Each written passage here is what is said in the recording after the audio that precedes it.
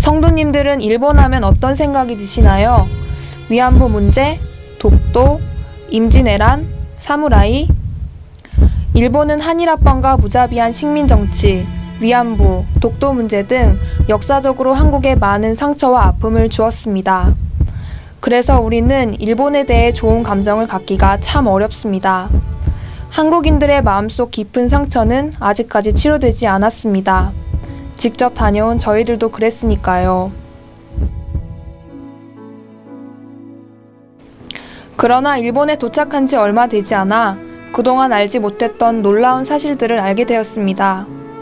성도님들은 한국에 기독교가 들어온 것이 일본을 통해서였다는 사실을 알고 계신가요? 일본의 기독교는 놀랍게도 조선보다 200년이 빠른 16세기에 시작되었다고 하는데요. 조선 땅에 임진왜란을 일으킨 장본인으로 알려져 있는 도요토미 히데요시 통치 기간에 복음의 씨앗이 뿌려졌다고 합니다. 수많은 박해 속에서 명맥을 이어오던 일본에서 조선, 한국의 복음화가 시작됩니다. 또한 한국인 최초의 선교사인 조선인 유학자 이수정을 아시나요? 그가 세례를 받고 왕성하게 선교 사역을 감당했던 곳이 바로 일본 땅이었습니다. 그의 사역 중에 미국의 어느 선교 잡지에 기고했던 호소문은 언더우드와 아펜젤러 선교사의 마음을 감동시켜 당시 미지의 위험한 땅이었던 조선 선교를 결심하게 합니다. 우리나라에 이토록 복음화의 통로가 된 일본 기독교의 현재 상황은 어떠할까요? 일본은 우리나라보다 200년 앞서 복음이 전해졌고 의외로 많은 순교자들이 있습니다. 그렇지만 기독교인의 수는 전체 인구의 0.3%에 불과하고 성경이 소설로 분류될 정도로 기독교가 외면받고 있습니다. 우상이 8만 8천 개에 이르고 그나마 남아있는 기독교는 4개로 나뉘어져 있고 천주교가 주를 차지하는 등의 안타까운 상황입니다. 이 일을 위해 복음의 빛을 진 한국 기독교인들은 일본 땅에 선교라는 이름으로 공식적인 첫발을 내디뎠습니다. 제2교회 청년 11명을 비롯한 136명의 한국인 청장년들은 일본의 복음화를 위한 CBS 방송국 건립에 앞서 기도하는 마음을 담아 나가사키 평화대장정을 시작합니다. 마치 헌신된 이스라엘 백성들이 함께 손을 잡고 여리고성을 무너뜨렸던 것처럼 제2교회뿐만 아닌 전국 각계의 교회 성도들은 일본을 향한 마음을 하나로 모아 일본이라는 거대한 여리고성을 바라보게 됩니다.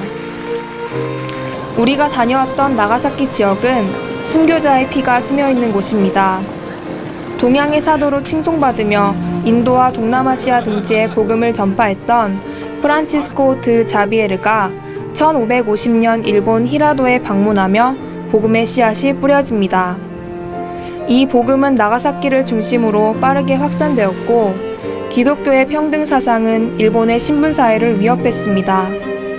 결정적으로 도요토미 히데요시는 선교사 추방령을 발표하면서 크리스천에 대해 박해를 시작하였고 그 첫 희생양으로 24명을 크리스천의 본보기로 삼아 왼쪽 귀가 잘린 채 2300리의 길을 걸어 순교했습니다. 그곳에서 우리의 첫 일정이 시작되었습니다. 행군으로 시작된 대장정 일정은 운젠주옥을 지나 하라성터에서 마무리되었습니다.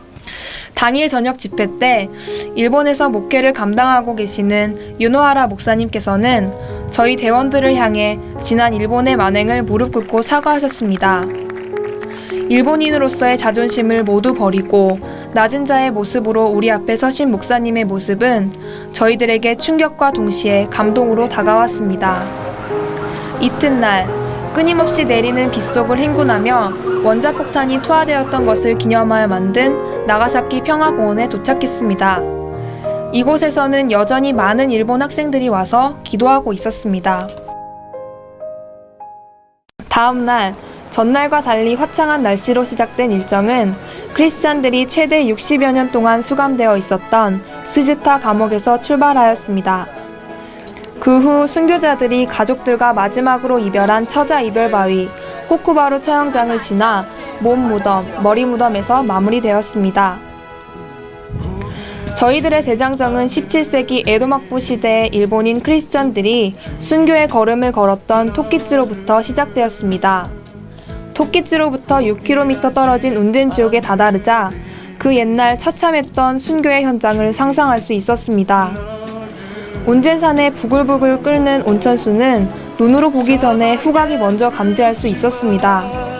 코끝에서 진동하는 달걀 썩는 냄새는 죽음의 공포를 짐작하기에 충분했고 그 옛날 끓는 온천수에 수없이 넣었다 뺐다 하며 고통받는 순교자들을 떠올려 보았습니다. 이 물에 단지 손가락 하나가 닿기만 해도 끔찍한데 그들은 죽음을 두려워하지 않고 용감했습니다. 목숨보다 믿음을 귀한 것으로 여긴 17세기 신앙인의 순교지에서 21세기의 기독교인들이 서 있었습니다. 하나님에 대한 순수한 열정은 어디 갔는지 없고 나 하나밖에 모르는 이기적인 신앙인들에게 운젠지옥은 소리 없이 우리를 가르쳐주고 있었습니다.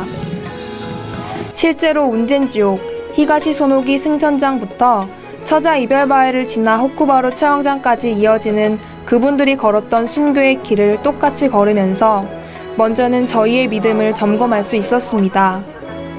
믿음 없이 마음대로 살았던 모습들, 교회 공동체를 위해 헌신하지 않았던 이기심, 세상 속에 진정한 빛과 소금의 역할을 다하지 못했던 일 등이 떠올라 그분들의 고귀한 신앙의 본보기 앞에 한없이 부끄러웠습니다. 그 다음으로 일본인들의 영혼이 보이기 시작했습니다. 어디에서도 찾아보기 힘든 깍듯한 예의범절, 군더더기 없는 의복과 근검한 생활태도, 조금 지나치다시피 웃음 짓고 있는 일본인들의 얼굴에서 왠지 쓸쓸함과 공허함을 느낄 수가 있었습니다. 인간의 본성은 항상 어떠한 절대적인 존재, 즉 하나님을 찾는다고 하는데 그들은 참 하나님을 찾지 못해 88,000개라는 우상신을 만들어 의지하고 있었습니다.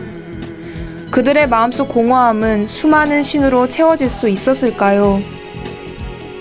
거대한 여리고성은 쉽게 무너지지 않았습니다. 일정을 진행하는 과정에서 내외부적으로 많은 어려움이 닥쳐왔습니다. 먼저는 기독교에 대한 반대 감정이 무엇보다 심했습니다.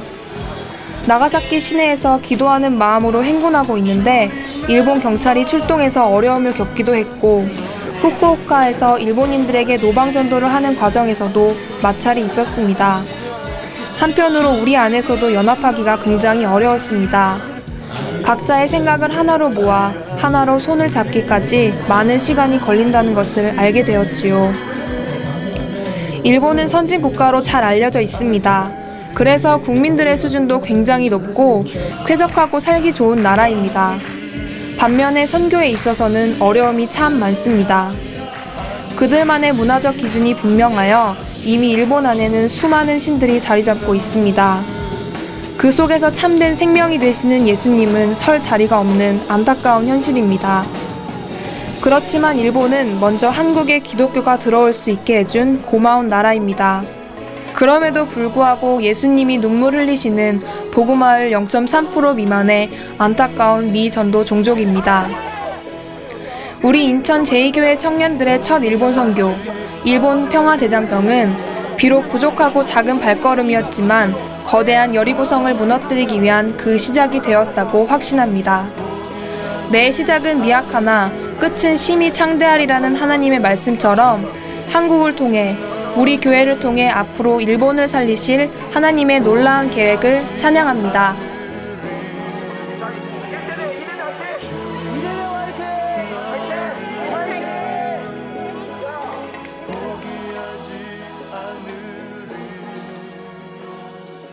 주님